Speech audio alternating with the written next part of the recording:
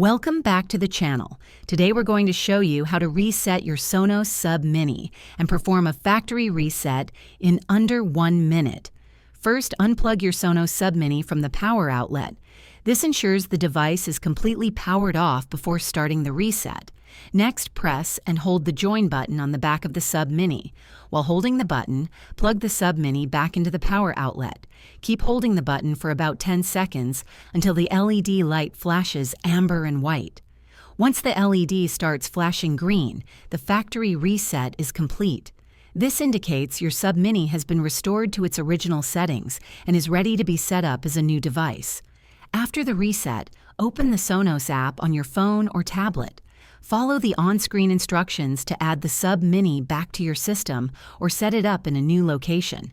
Keep in mind that a factory reset will erase all previous settings, including any saved networks or paired devices. Make sure you're ready to set it up from scratch. By following these steps, you can quickly reset your Sonos Sub Mini in under 1 minute and start fresh. If this video helped you, hit like, subscribe, and share your experience in the comments. Thanks for watching.